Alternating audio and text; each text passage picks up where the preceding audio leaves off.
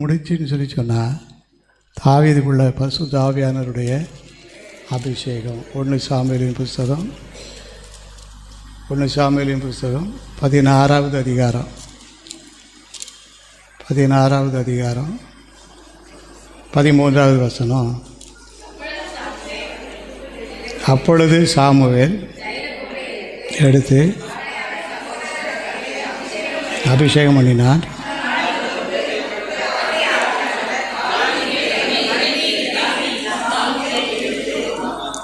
தாவீதுக்கு அருளின கிருபை உங்களுக்கு தாரேன்னு சொல்கிறாரு. தாவீதுக்கு ஒரு பெரிய சிறப்பு என்னன்னு சொன்னால், அவருடைய மாமனார் அவருக்கு எவ்வளவு இடைஞ்சல் பண்ணாரோ இவர் வழி நடத்திக்கிட்டே வருவார். காரணம், தாவீதுக்குள்ளே என்ன இருக்குது? அபிஷேகம் இருக்குது. அபிஷேகம் யார்கிட்டலாம் இருக்குமோ அவங்கள கர்த்தர் நடத்திக்கிட்டே இருப்பார். அபிஷேகம் இல்லாதவங்க தான் திணற வேண்டியிருக்கும். நம்ம எல்லோரும் அபிஷேகம் பெற்றவங்களாக இருக்கிறோம். இன்னும் ஏராளமான அபிஷேகம் நம்ம மேலே வந்து இறங்கணும்.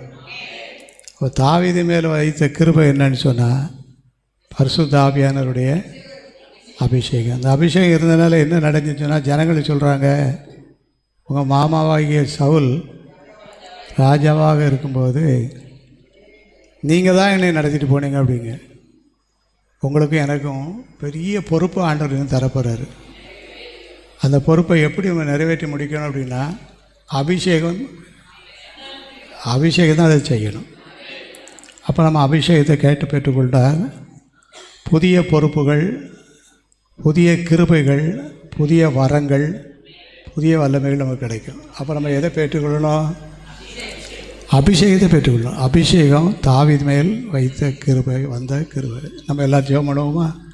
ஜெபம் பண்ணிவிட்டு 2வது கிருபைக்காக நம்ம ஜெபம் பண்ணுவோம். முதல் ஜெப குறிப்பு, அபிஷேகம் வேணும். தாவீது மேல் வைத்த அபிஷேகம் எங்கள் மேலே வேணும் ஆண்டவரே.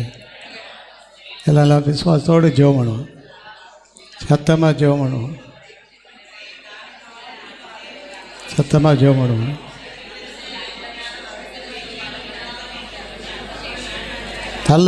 எல்லோரும் ஜெபம் பண்ணுவோம்.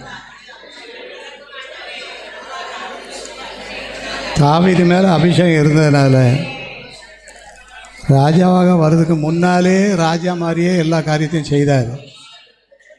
நமக்கு அந்த கிருபை வேணும். அந்த கிருபை நமக்கு வேணும். அல்லேலூயா, அல்லேலூயா, அல்லேலூயா, அல்லேலூயா. ஆமென், ஆமென், ஆமென், ஆமென். எல்லோரும் ஜெபம் பண்ணுவோம். எல்லாம் சத்தமாக ஜெபம் பண்ணுவோம். ஆமென், ஆமென், ஆமென்.